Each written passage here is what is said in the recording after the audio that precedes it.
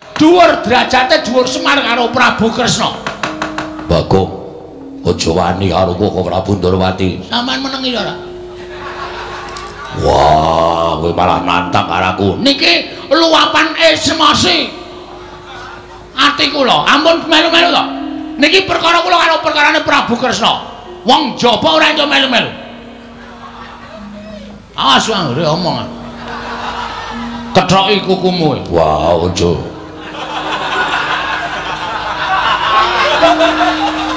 Nah, deleke ndak tak gawake kethokan kuku.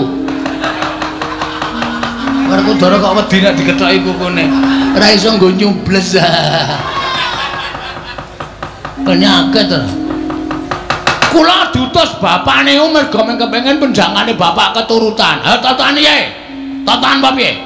Nek bapak mengko duwe niat kepengin kedunungan derajat pangkat geseh karo omongane. Bapak ora bangun kayangan ning kepengin kedunungan derajat pangkat, kepengin kedunungan bondo donya.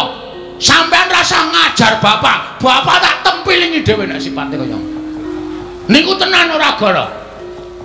Oh alah kedat Koko Prabu.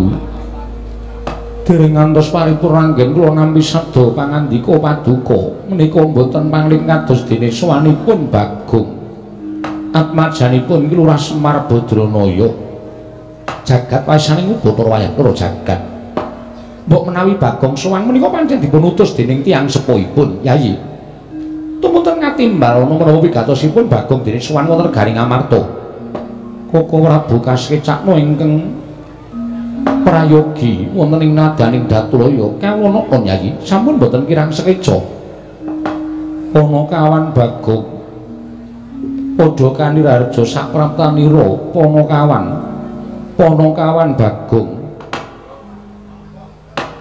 Nonamet pasang Kalimantabe tinebena ngiloduni dumawahing tawang towang sinuwun linepatna ing tulamanu. Kepareng kula ngaturaken sembah sumungkeming pangabekti kula kunjuk Raharja saklakumu nering sambikala tebih saking rubeda. Sesuk meneh nek sowan Alindra kuwi aja mung nganggo kathok-tok Bagong. Sing nganggo tata krama, sing nganggo sopan santun. Niki wau jane komplit sandangan kula ning dadak mandeg lapangan ngunggahke panggung.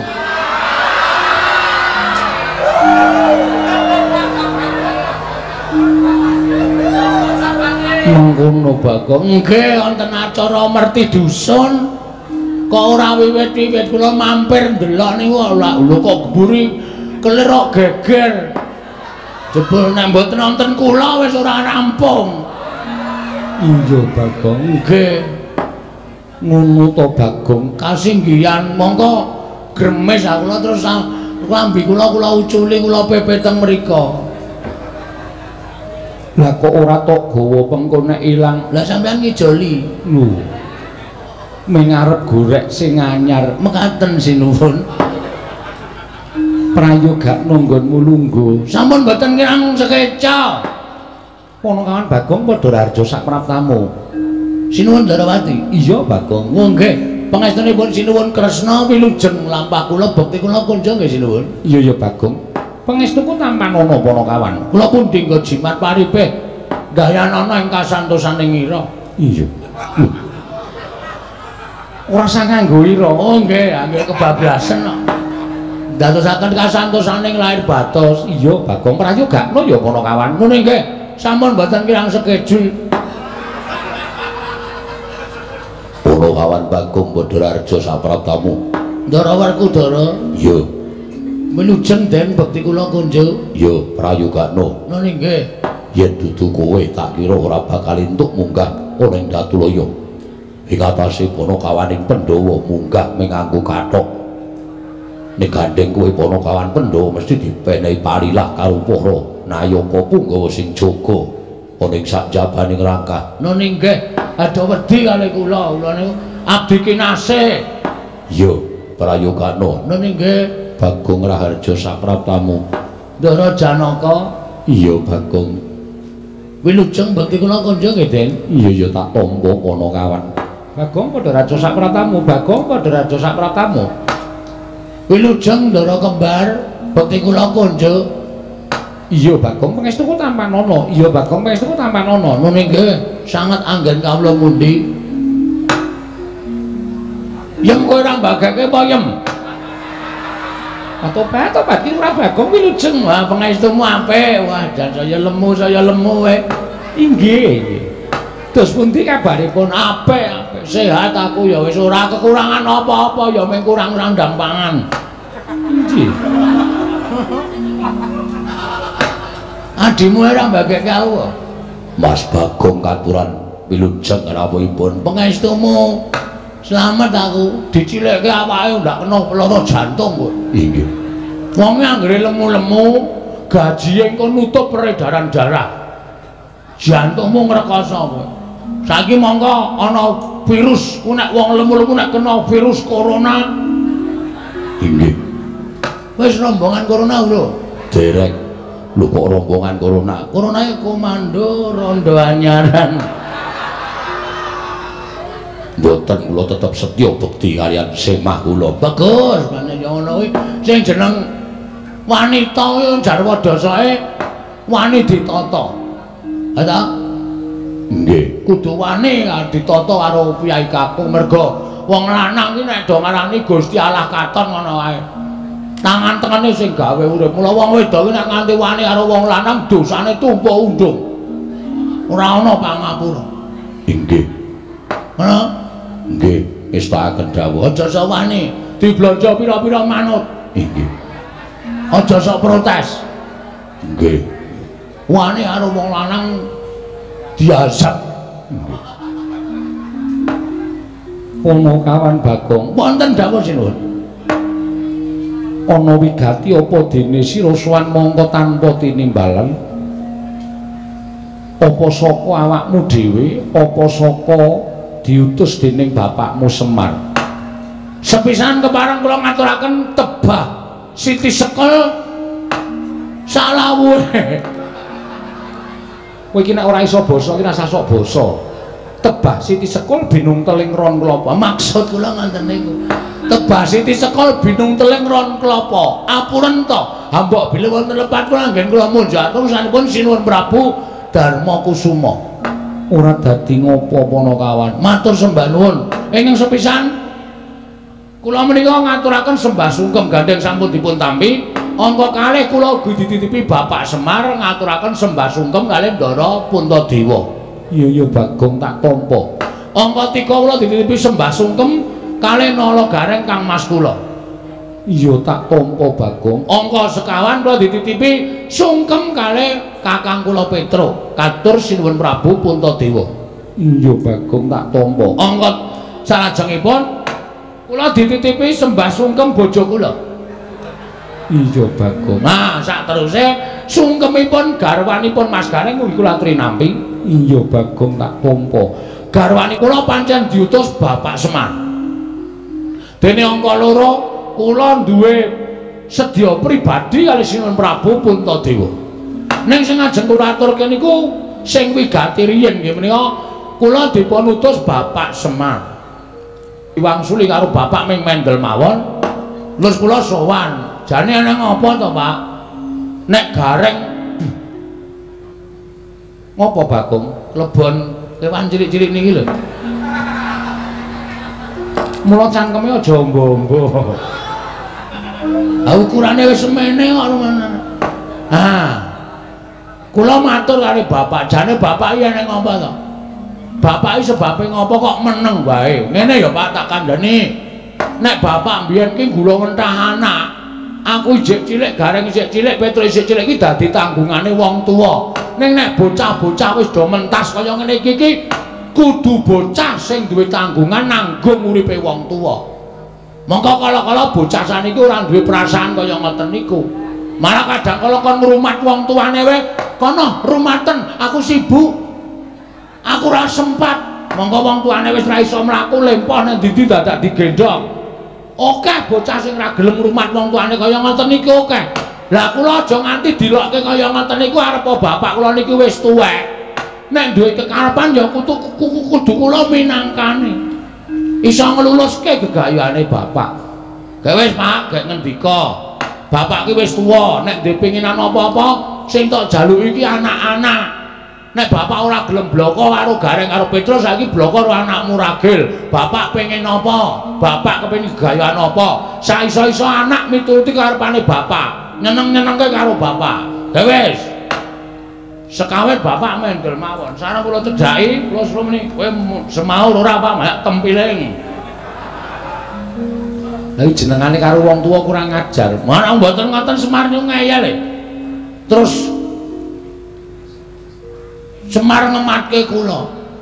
Terus sirah kula dicekel, cek. Pancen anak sing ngerti dhewe karo wong tuwa ki mung kowe kok. Gong. Gareng kae tuwek ning pikirane mlengse. Petro kae wong tuwa luwih tuwa saka kowe ning pikirane ora kaya kowe. Ya mung kowe sing marai bapak ki dawa ususe. Dawa umure. Nggih, Pak, kula terus dingklu. Iya, Bagong. Aku ki jane duwe gegayuhan, Gong. Gayuhan apa to, Pak? Aku ki rak urip ning alam donya iki dadi tukang ngomong. Babi sister. Apa? Babi sister. Werkudara genahno kuwi. Gak. Arjuna genahno mboten kemawon. Niku lho sing tukang ngomong lho. Ya udu babi. Baby.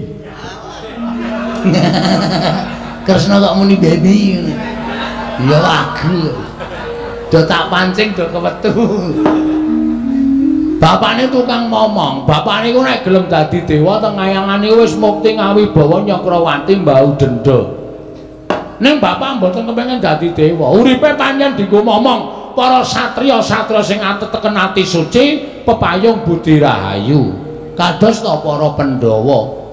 Mula bapak ngomong Pandhawa niku senenge ra jamak-jamak. Napa bapak tahu njaluk undaan bayar? Mboten tahu. Bapak njaluk kepengin urip sing murwat? Mboten tahu. Bapak uripe kere ya dilakoni, bapak uripe rekoso ya dilakoni. Ning sebab apa kok bapak niku betah ngomong Pandhawa? Mergo bapak niku seneng srawung karo wong apik, seneng srawung karo wong becik. Ana tetembungan saapik-apike wong nek kleru srawunge srawung karo wong ala mesti katabetan watak ala. Ning sak ala-alane menungsa nek seneng srawung karo wong becik suwe-suwe dadi wong apik. Ngoten? Iya, Bagong. Nggih. Mula bapak niku biyen tekan saiki sing disrawungi Nalendra satriya sing ateten ati suci pepayung budi rahayu. Kados ta Prabu Rama ana maning. Sok kuwi lho, sapa jenenge mungsuhe Dasamuka kuwi apa? Rama Wijaya. Heeh. Rama Wijaya kok nganti dadi lagu ana Rama ana maling.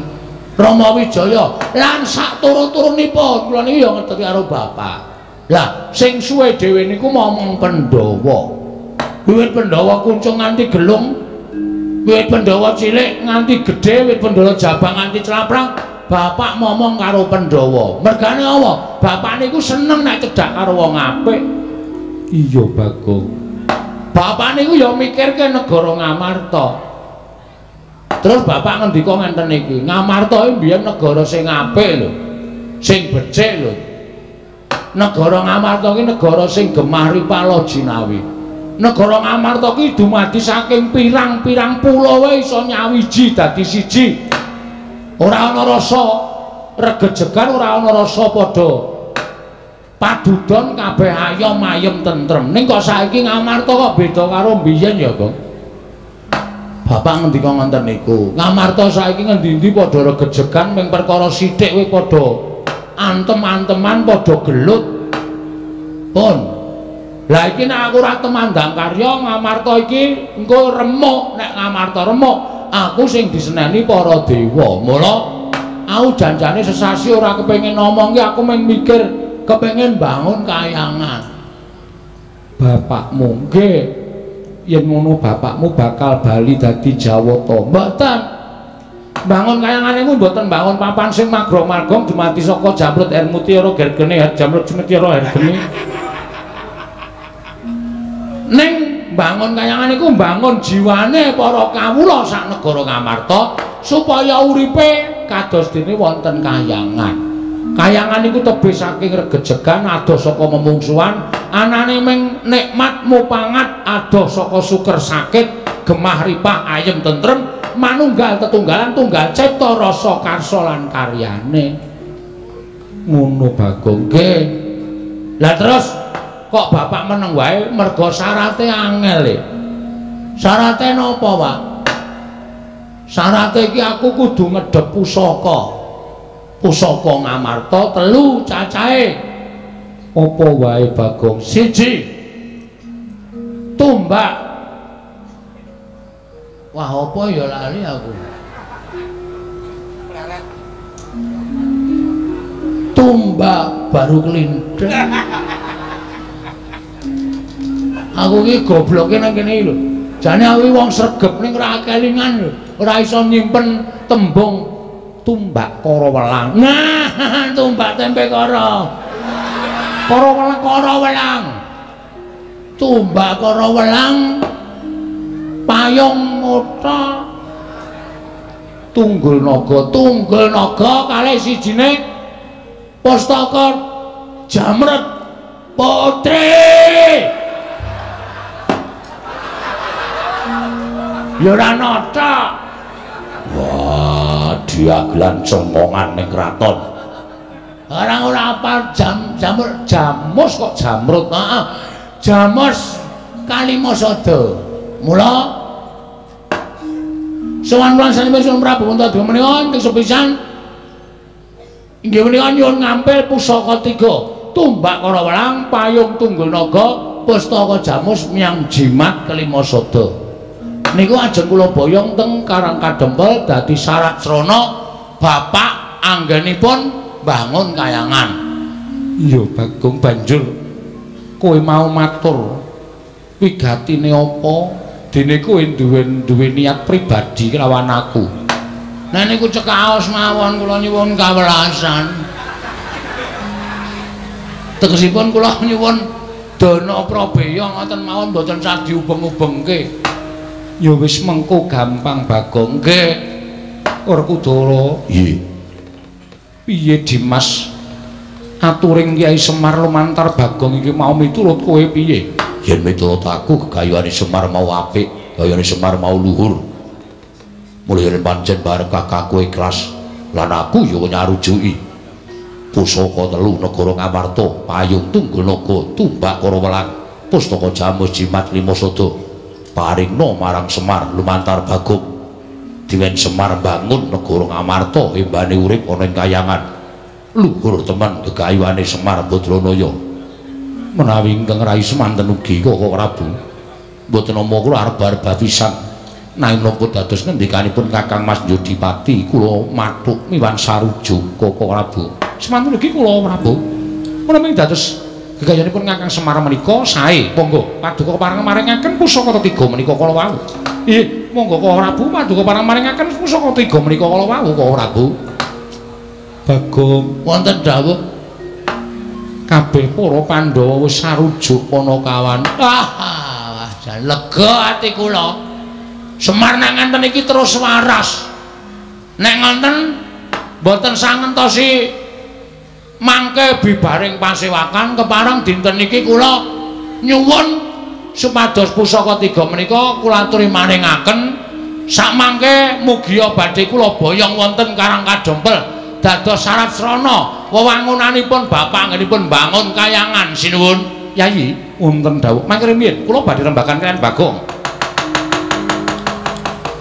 Nalindra mbek marwa sing sang mangyat urda kata kaping hirika sang pinarwasa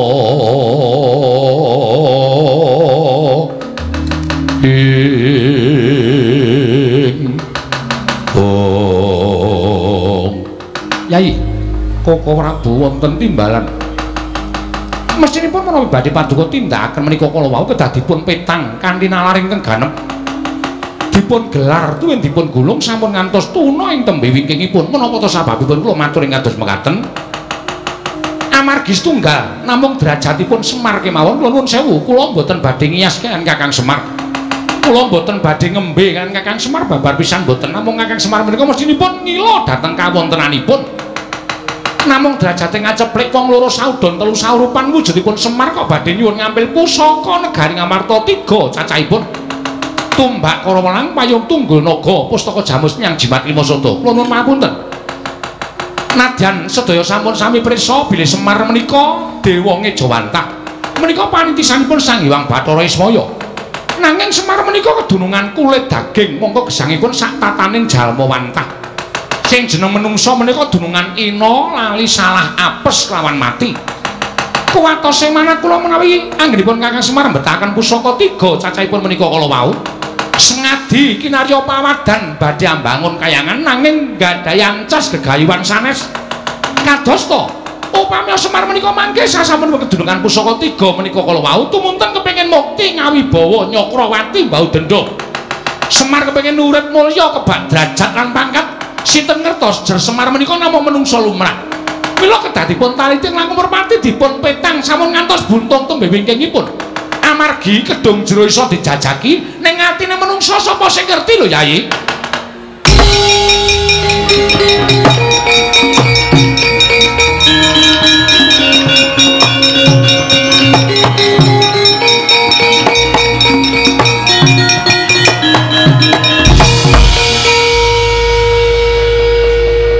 Mak jelek atiku. Bareng krungono wong ngomong kok nang kuping kok semlek kokean treble. Bagong aja kaya ngono Bagong sing sabar. Apa ngendikaning Koko Prabu mau pancen kudu dipeto. Mangke riyen kula lara ati nek perkara niki. Sakit ati kula. Lah kok dadi ana wong sing ora percaya karo lahir batine bapak kula niku teng ati kula ngrasake lara tenan.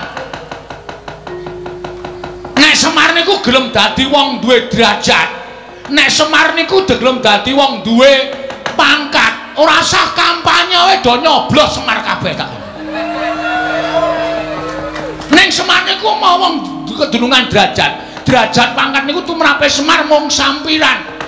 Derajat pangkat bondo donya niku dudu ancas gegayane bapak urip ana ngalam padang. Niku kelara-lara.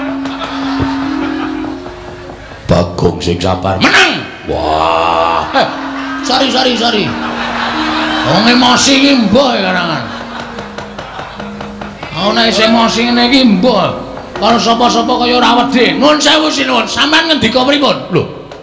Aku men kepengin Kyai Prabu Darma Kusuma kuwi emut kalan-kalaning Kakang Semar. Bapak kirang pripun kali para Pandhawa? Kula tak takon. Bapak kurang piye karo para Pandhawa? Aku tak takon karo sampean kres. Lho. Kok malah kurang ajar karo aku ratu. Ratu wae tuwa aku mbangane Kresna. Mula aku ora basa karo kowe ora masalah. Ora ana walate. Sampean nglarake ati kok. Bapak Cuwita Pandhawa niku kula wis matur ngarep to, ora golek bayar, ora golek pangalembana, ming netepi kewajiban minangka dadi pamomong. Bapak niku pengen bangun kayangan niku tulus lahir batin. Nyatane bapak omong kali kula niku karo Brebes mili mripate. Niku tegese pancen lahir batin bapak kepengin bangun kayangan. Kok ana ratu sing ngandani bapak kepengin duwe derajat pangkat, sarana kepengin melek pusaka 3, ya kuwi pusaka Tumbak Kyai Pleret. Nesu kok kleru. Aku ya ora nesu kok. Aku turu wis kok kleru kok. Lho, kok turu mlebu omahe tanggane ngerti glesang. Ditendang sing lanang aku. Lho kok ning kene. Dadi sampean kok dadi tekan semono le mikir.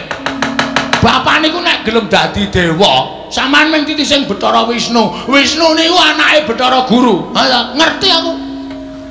Semar iki sapa? Sang Hyang Ismaya. Ismaya iki sapa? Kakange Bathara Guru. Lah kowe iki mung dadi anak keponakane Semar kok glelengmu liwat ukur to. Upama ditonton iki dhuwur derajate dhuwur Semar karo Prabu Kresna. Bagong, aja wani karo Koko Prabu Ndorowati. Sampeyan menengi ora? Wah, kowe malah nantang karo aku. Niki luapan emosi. Ati kula, ampun melu-melu to. Niki perkara kula karo perkarane Prabu Kresna. Wong jaba ora entuk melu-melu. Awas anggere omong. Kethoki kukumu. Wah, ojo.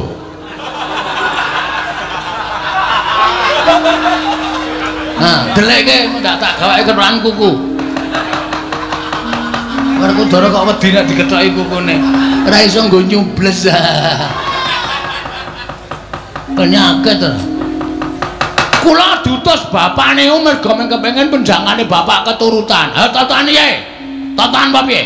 Nek bapak mengko duwe niat kepengin kedunungan derajat pangkat geseh karo omongane. Bapak ora bangun kayangan ning kepengin kedunungan derajat pangkat, kepengin kedunungan bondo donya. Sampeyan rasa ngajar bapak. Bapak tak tempilingi dhewe nek sipate kaya ngono. Niku tenan ora gara. Oh alah kok dadi kaya ngene kanane. Bagong, non. Mbok yo aja kaya ngono, Bagong. Siramen manggo tirtaning kesabaran. Tirta sabar iki opek nang ndi? Tirta kok sabar? Tirta ngene mbok sabarno ye. Ora Bagong ning sabar, ikhlas. Ora iso. Bagong ki angel sabar. Padahal aku ki ngelih telat sithik tak tendang ketele kok. Pamane kok nesu ngene ya ora mungkin aku iso sabar. Saiki ngene sinuwun. Nek omongan sampean ki tak kandhake Semar piye kedadiane? Ana tetembungan kriwikan dadi grojokan, geguyon dadi tangisan. Gegeran gedhe-gedhe. Nek Semar nesu sinuwun Ndarawati omong ngono dole. Heeh Pak tak pethokke. Sampean wani pethokan karo Bapak? Wani? Hah? Wani ora?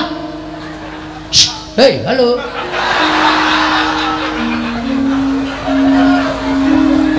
Wani ora? Nek nganti sampe iso ngalahke bapak aku meguru karo sampean 20 taun. 20 taun yakin. Ora guyon. Nek koso baline sampean nek pancen wani mangendika Bagong ucapku iki kandhane Semar. Kula mulih saniki ora nggawa tumbak ora masalah. Ora nggawa payung ora masalah, kula wis nggawa mantel. Ora nggawa pustaka Jamus Klimasada ora masalah. Ning sing penting aku iso lapor karo bapane. Bapak nang kene diarani sing werna-werna. Bapak nang kene diarani macem-macem. Ya ngono apa piye? Hah? Penyakit ora? Yem wonten dawuh golekno wedang aku ngelak. Nggih. Tanggo bengok-bengok ngelah ya. Wontenipun namung akiyu. Lho. Emban goblok. Goblok. Aku akiyu. Hah, muni ae. Ya ngono apa piye? Nek pancen sampean kendel mawon iku teges sampean mengiyakan. Napa sing kula aturke? Sinuwun, nyuwun pamit kula tak lapor karo bapak sinuwun.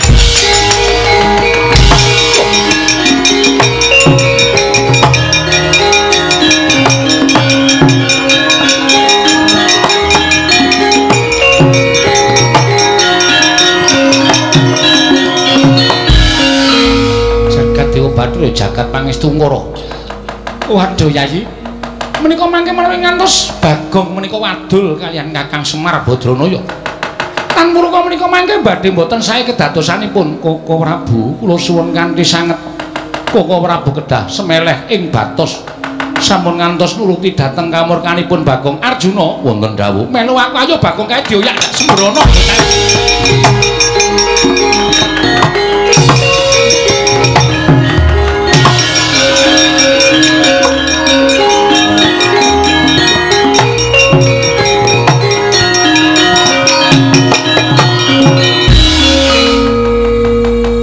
Saking pisuwanan iki lho Bagong binujung dening Nata Ndarawati. Nalika semanten dadi tintrim negari ing Ngamarta. Nata ing Ngamarta Prabu Darma Kusuma datan mubah, datan musik cumentungan nyumur pikawontenanipun negari Ngamarta. Nadyan Raden Werkudara mung gereng-gereng bingung-bingung kenganglangan ing batos. Dadak sakeling mangke ana kalaning jagat gayaning para dewa.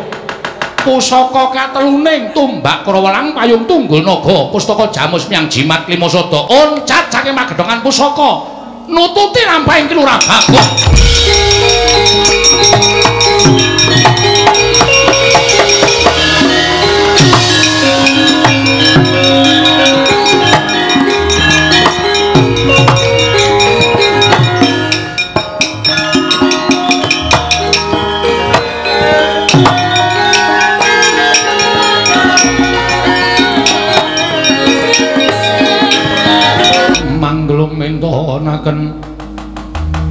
Mintonaken Dewi Kramanira kang kumiteraning asta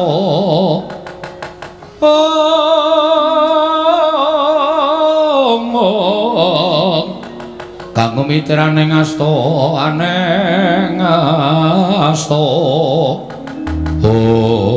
Setyaki wonten timbalan kaget kowe tak timbali Duri Koko Prabu paring dawuh menapa lan wonten kewajiban menapa ing badhe paduka paringaken dhateng rayi garba ruji dina samengko iki mau kedaton ngamarta geger dipun sababaken sowane Panakawan Bagong ing nalika semana diutus dening Kakang Semar Badranaya nggone kepengin bangun kayangan Setyaki wonten timbalan Cubriya rasane ngatiku dene Kakang Semar kok pengen bangun kayangan mongko dadak nganggo syarat srana pusaka telu cacahe ya kuwi tumbak Krawelang payung tunggul naga lan pustaka jamus lima sada tumuli aku ngelingake karo Nyai Prabu Darmakusuma supaya aja nganti maringaken pusaka katelune marang Bagong lah kok dadi nesune Bagong malah sajake Bagong ngancam karo aku yen to apa kang tak ngendikake bakal diaturake marang Kakang Semar Badranaya ora kok jeneng aku kuwatir nanging aja nganti dumadi panca bakah antaraning panjenenganing sun kelawan Kakang Semar.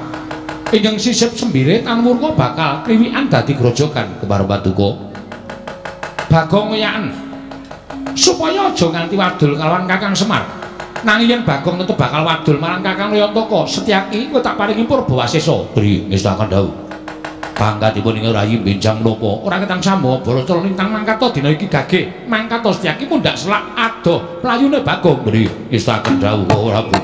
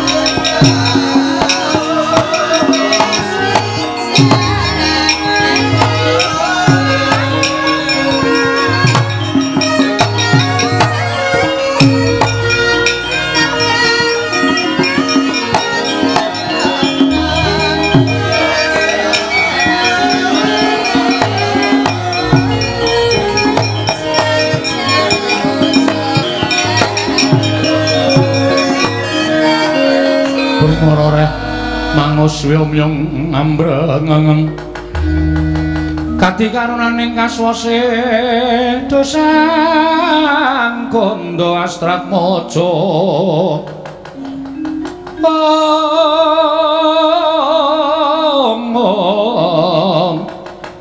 long lalu mangulati surya mangrang sang wayah Rama Kyai Ingkang putra pun Gatotkaca Cemadung dawuh Rama Kyai Ngemutra pun Antarja Cemadung dawuh eneng apa Pak kok ngawe sangganing para anak-anak kabeh Gatot wonten timbalan Antarja wonten timbalan Antasena piye Pak dina iki kowe tak utus supaya goleki menyang endi dununge Bagong lho Panakawan Bagong sowan wonten negari Ngamarta ya pancen mengkono diutus dening Semar Badranaya kene bakal bangun kayangan Nanging wigatine Bagong ingkang kepareng bakal amboyong wujuding pusaka telu. Dialing-alingi sarta dialang-alangi karo wakmu Ndarawati. Nganti kewetu pangandikane wakmu Ndarawati sing ora kepenake pikire Bagong. Wekasan Bagong nesu. Kabeh sing diketikake dening wakmu Ndarawati bakal diwadulake dening Semar Badranaya. Mula aku nampa timbalaning barep kakangku. Aja nganti Bagong dipulosara karo wong Ndarawati. Luwe-luwe pamanmu Setyaki ngebanget ngabekti karo bendarane ya kuwi wakmu Ndarawati. Ayo mono. Ayo mono Bagong aja nganti cilik loro gedhe ning apa-apa sing tumanduk marang Punakawan Bagong. Menawi kula mekaten nyuwun pamit tambeng pestu. Menawi kula mekaten nyuwun pamit tambeng pestu. Rama Kyai dinten samangke kula bidal. Ngestu padha dawuh penggalipun Rama Kyai Jodipati. Wah, Antasena piye, Pak? Bagong ayomono. Nek perkara ngayomi karo Bagong sarta Bagong arep dikeroyok karo wong Ndarawati, Bapak ora usah kuwatir.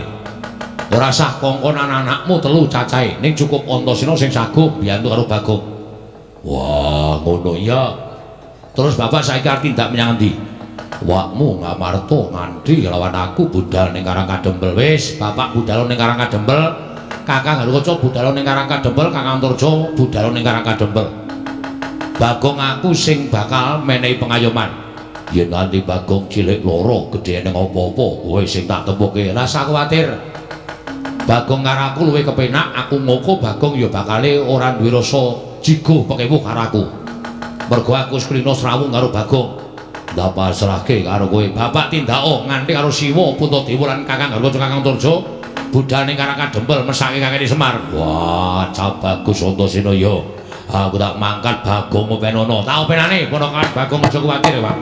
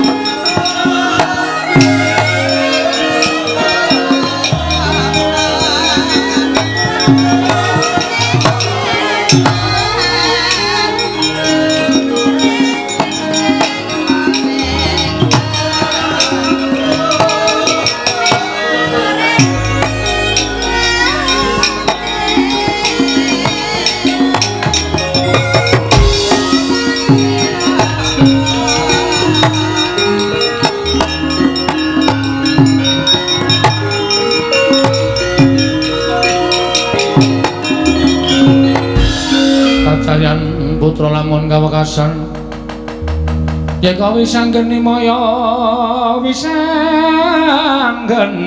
Wisnu Pratenta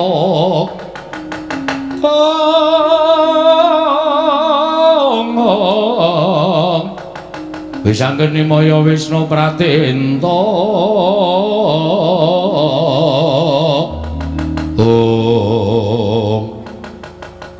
ora pati nduga ngono lah kok kaya ngono pambeganing Sinuwun Ndarawati. Monggo adat sabene karo bapak ki tresna lho. Ora ngira kok omongane ngendikane ning Datulaya negara ing Ngamarta lah kok dadi nglarake ati. Semar dikira bakal kepengin derajat pangkat, Semar dikira bakal kepengin bondo donya nganti Kembar kepengin boyong pusaka telu dianggep ora kepengin bangun kayangan. Walah Sinuwun. Kebangetan kowe ngece karo bapakku. Bapakku ketok banget wong sing ora tau melek derajat pangkat. Nek gelem melek derajat pangkat wis biyen-biyen bapakku iki sugih. Lara ati. Andake bapakku tenan kowe. Ora nganti bapakku tak lapori, Pak, kowe dunekke ngene karo Prabu Kresna. Nek nganti bapak ngamuk, bapakku anggere ngamuk ngentut wae. Monggo ambune pol-polan. Aku iki bar dituti nama 3 dina. Iya wis nek ora tak kapoke kowe arep tuman wae ka Sinuwun Ndarawati. Nek ora tak gawe kowe iki kapok karo bapak, kowe mesti arep ngece saben dina karo bapak. Pak. Mir. Aku mulih Pak ora iso nggawa pusaka 3 ya kuwi tumbak karo welang. Payung Tungganaga pustaka Jamus Lima Sada. Ning ana kata-katane Sinuwun Darawati sing menyakitkan hati, Pak. Nglarake ati, Pak. Mula Bapak kudu nesu perkara iki nang nganti Bapak ora nesu tanggep Bapak ora wani karo Prabu Kresna.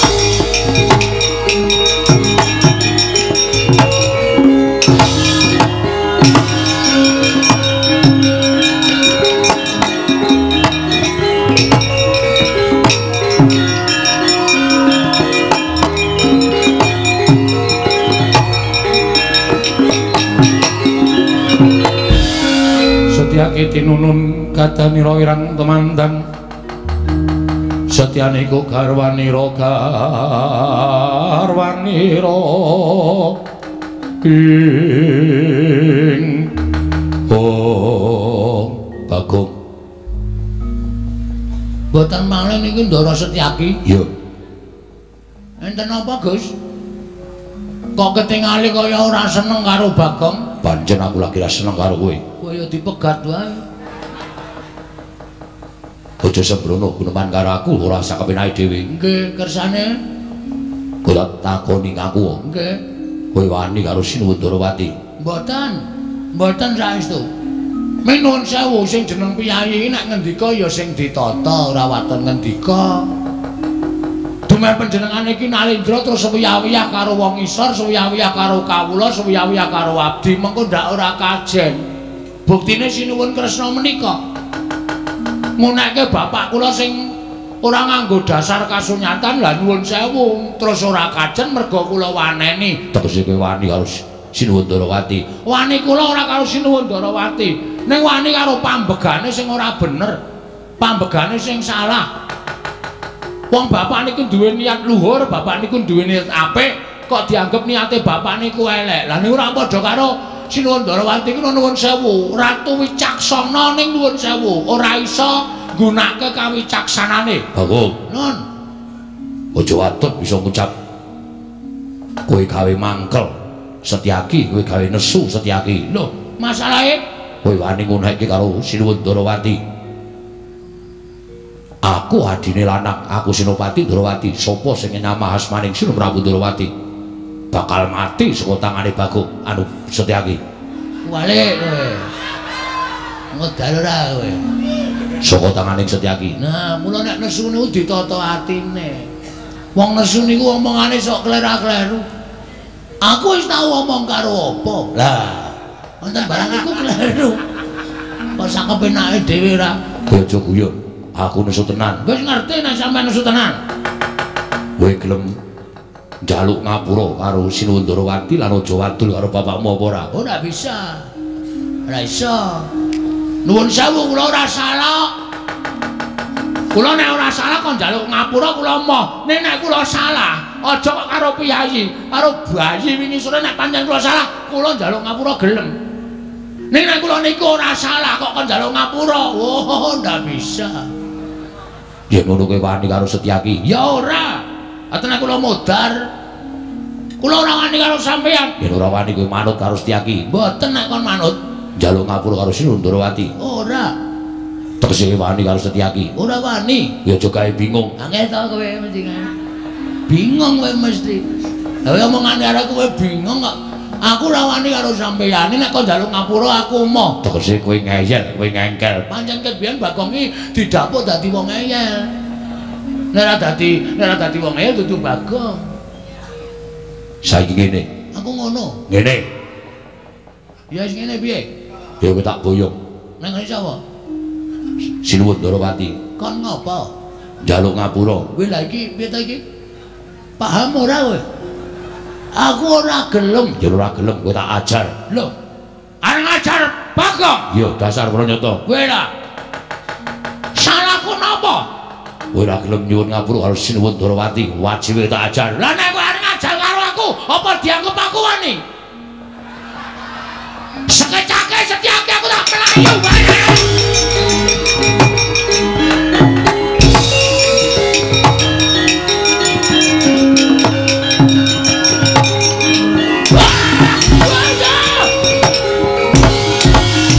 Bapak!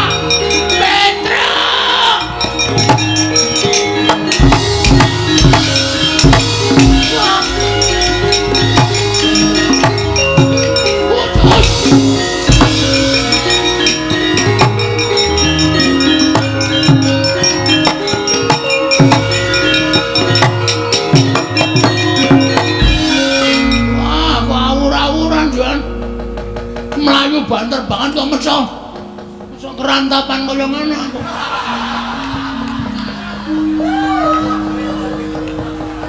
Meso dioyak karo sencaki diajar sak pol-pol sirahku nganti banyak-banyak ya. Walah Mir, tak belani malah aku kena lara-lara ya Mir. Aku jane atiku aku pengen wani lho. Aku ki menungsa. Nang omah disembah karo anak putu. Aku arep lunga tanganku diambung karo anakku karo bojoku. Ana kene mung dicucuki sirahku karo Setyaki. Wis tak niati wis. Ben modar mbok men. Kowe gendasi karo aku Setyaki. Ayo, nek pancen lanang, aku arep ngejoni ngene pabaratan. Repot nyambut gawe dirubung mrutu. Ngomong seru cangkeme klebon. Cangkeme diengkopke irunge klebon. Rumah aku anggere bolong kok mesti klebon. Iya ora mlayu. Ngrekoso iki Setyaki nek wis ngamuk awur-awuran. Ya engko nek nganggo tangan tok nek nganti nyekel godha wesi kuning. Pruk modar aku. Tak omongke bapakku mbok dadine kanan negara.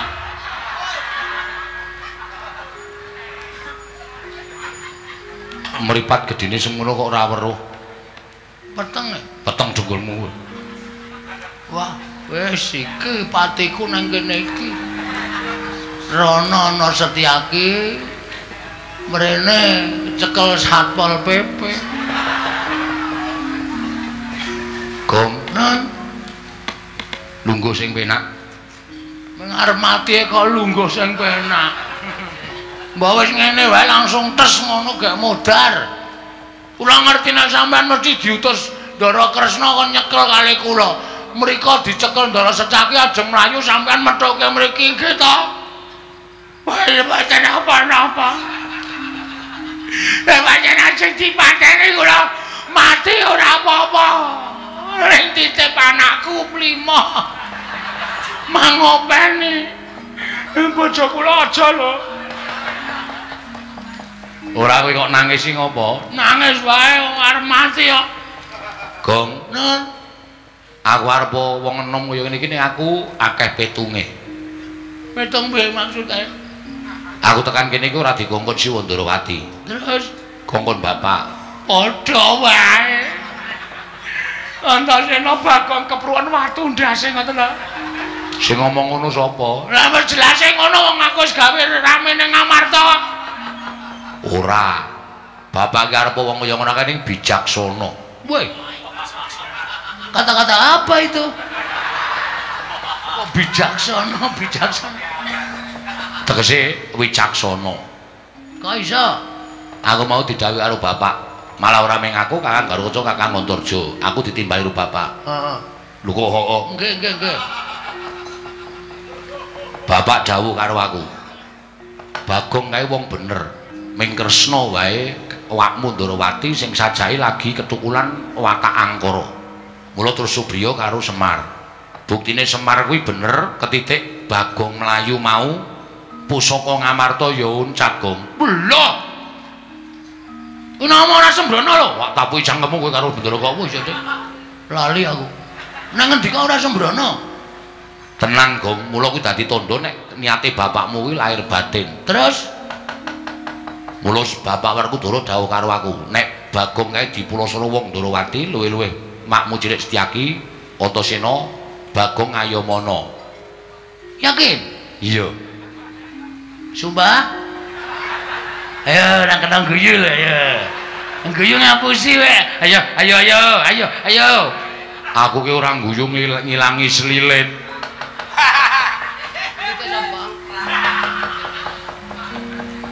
Satriya kok seliliten ora.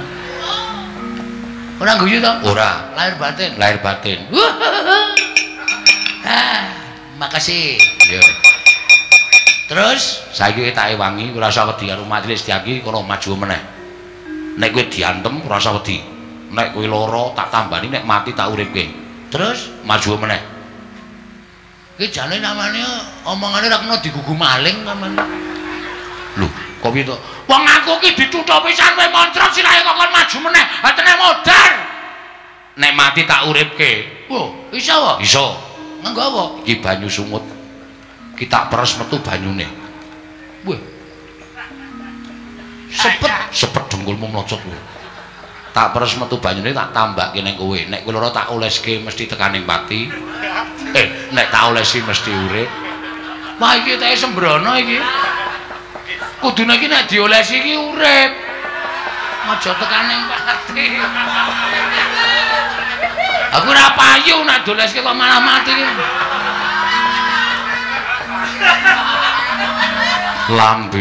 Lambemu iki. Oh, mau nek lambemu. Maju. Mah, kula ndak lara. Kula kepengin maju ning ora krasa lara. Lah nek kuwi ya iso. Carane aku tak manjing ning awakmu. Manjing ning kene? Iya. Sedeng po? Sedeng wae. Kowe nek aku wis manjing ning awakmu, kowe diantem ora ngrasake lara, patene ora iso mati. Wah. Wis kene gawe yo. Teng ndi? Oh, kene. Napa metu riki? Riki ciut ning ngombo.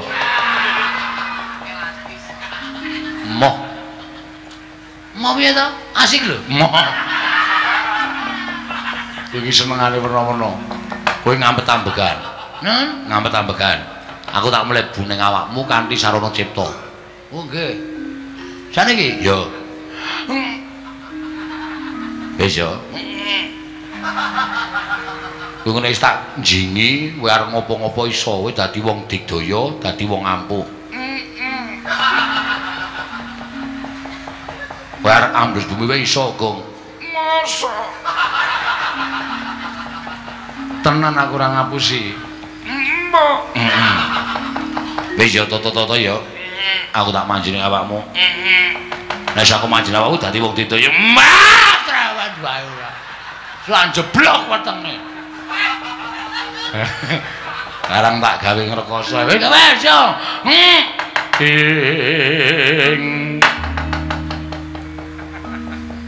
Papang sinengkang walik sandang walikat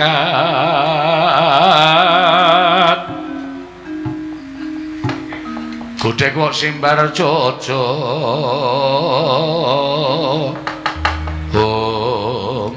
Gong wis wis mlebu wis lho kok ora krasa ya Edian biasane iki krasa ya ora krasa. Aku wis ning awakmu. Empen apa? Wis. Wedan kok ora mbrenjul? Ora. Sedeng ya, sedeng. Enak tenan. Terus kula niki kowe dadi wong ampuh. Masa tenan. Kowe pengen apa? Pengen mangan. Monggo. Maksude kowe iki pengen dadi wong ampuh iki pengen ngopo? Pengen ngantem gunung. Wah, mah. Aku wis tau ngantem kasus e. Apa pengen ambles bumi? Iso. Iso. Carane pripun? Carane ngampet ambegan, manteng ciptamu, niat ingsun ambles bumi. Kula coba nggih? Ya.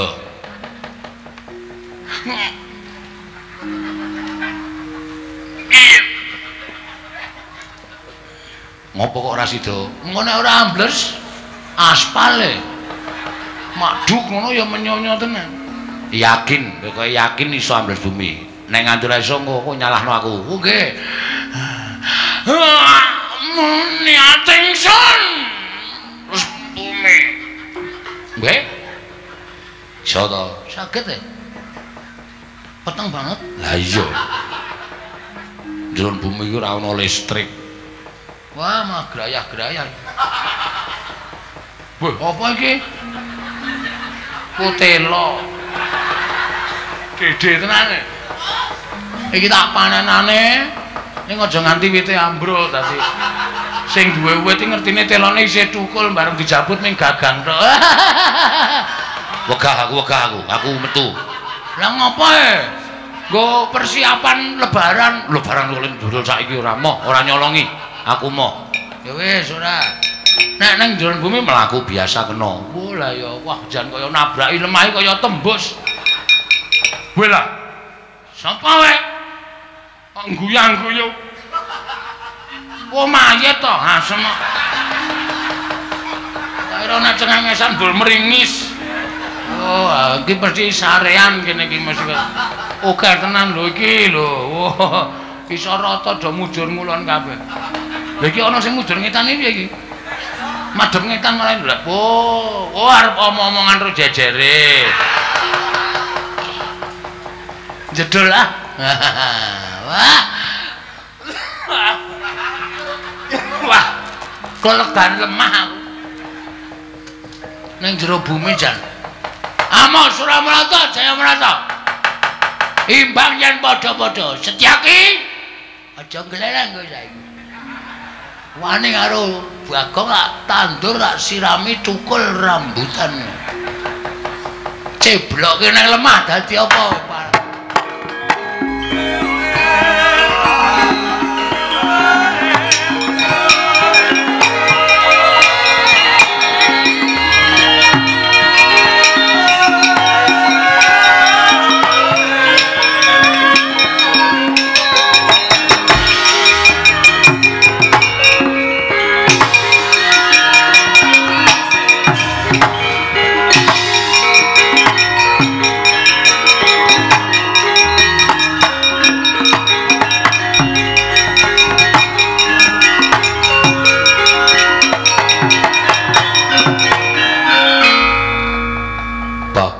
Malang kerik ning ngarepe Setyaki.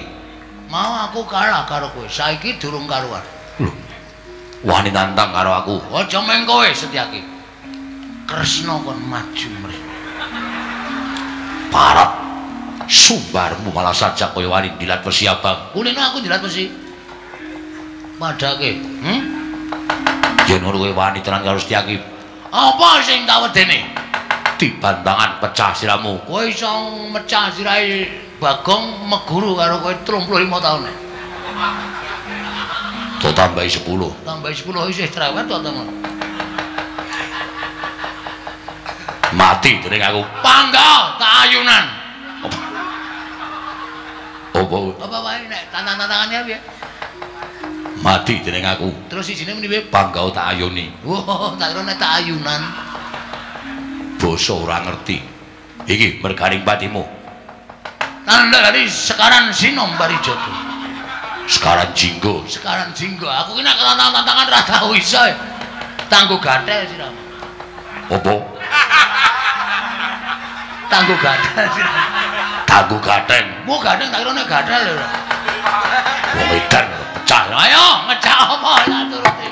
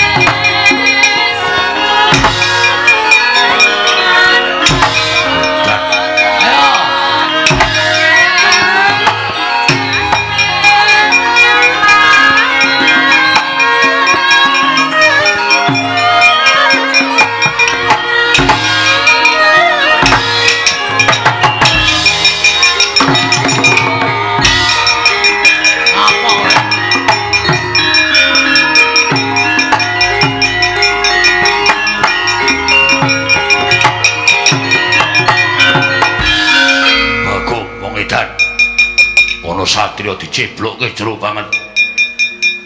Piye, ha? Kalah to karo kowe. Kalah kowe karo aku. Aku saploke mundur iki mau ketemu karo sapa ya ngarang sik sapa. Karo Bathara Narada. Lho. Bathara Narada. Mere jenengi aku Wahyu Kaprawiran. Waduh. Mula aku sawise entuk Wahyu Kaprawiran aku digdaya kliwat ukur nemping kowe kon nyebloke luwih jero apa piye? Aja, Bagong, aja. Ini wedi. Ya, sembrono. Ayo. Piye, sak wudel isih kurang jero, ha? Kon ngenetke meneh. Bagong, ora edan, Bagong. Bagong. Kapok kowe sak dodo saiki. Ayo. Muni kowe sak arepane. Bagong aku njaluk ngapura. Aku wis kapok tenan. Bagong aku njaluk ngapura. Ora bakal tak wenehi pangapura. Kowe wis nothoki gundulku nganti moncrot ya. Ora bakal tak wenehi ngapura kowe. Ajebloke ngentak nganti entek sirahmu blesek nang lemah kuku kerkane kate.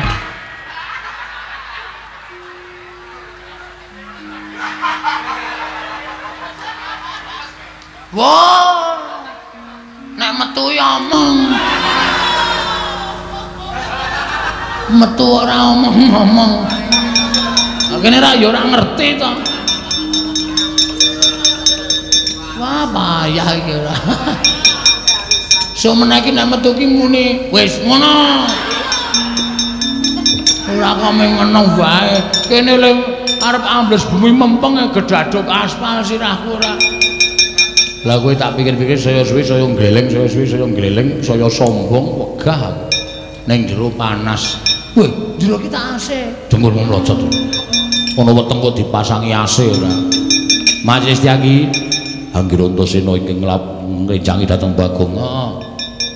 Mundura. Aku diutus bapak kon ngayomi Bagong. Mula sampeyan tak dudut saka bumi.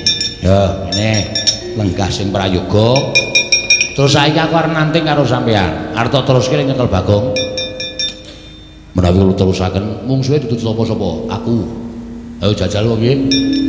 Arep aku luwih enom, yo jajal. Jotos-jotosan menang sapa?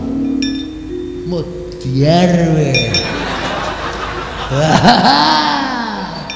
Padake iki gentone. Engko jotos-jotosan mumpung ayo muni wani ngono. Oh, sampluki tenan.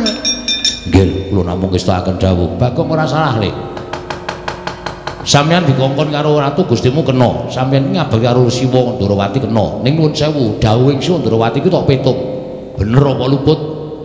Nek bener tindakno, nek luput aja tok tindakke, mengko ndak kowe ora dahar nangkane, ndak gabul pulute. Tegese ora ngrasake perkarane ning ngrasake dosane. Iya, nggih. Wis kono kundur. Menawi dibutuhani Siwa Ndarawati, malah golek dalan liyane dalan kene sing mbakku sampeyan kundur, rasa melu-melu. Nuwun sewu lho, ora jeneng ngarani pepundhenmu Siwa Ndarawati dina samoga lagi katabetan tumindak sing ora prayoga. Mula aja nganti sampeyan melu-melu mengko ndak kena dosane perkara iki, ndak suwun majelis daki kundur wae ning garwa ruci. Ngoten nggih. Nggih, ya pamit kula wangsul.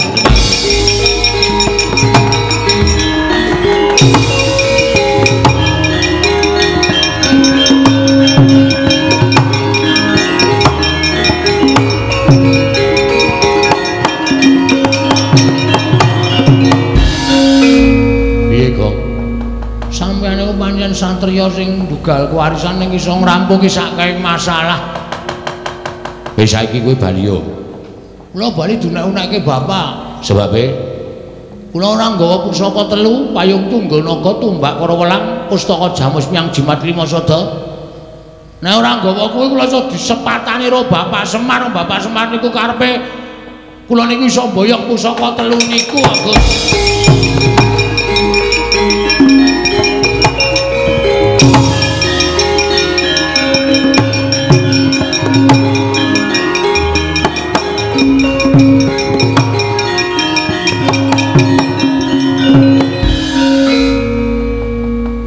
Sawangan mburimu kuwi. Lho. Rongsokane sapa iki? Orang nakal to. Ta omongi ya. Kuwi tumbak karo welang, payung tunggul naga, pustaka jamus 5 sada. Kuwi tak kandhani. Arep pusaka kuwi biyen kedadian saka ratu-ratu Digdaya. Mula aja tok sepelekke. Kowe ngucap sak penamu dhewe kualat karo pusaka kuwi iso lempoh selawase. Wah, mbok ampun ngoten Den. Omong kok senani crebang-crebung. Oh ya ceblang-ceblung. Crebang-crebung kok ceblang-ceblung. Mula nek omong ki diatur ora sak penake dhewe. Nggih nyuwun ngapura. Wis kuwi gawanen. Nggih. Aturno bapakmu, nggih.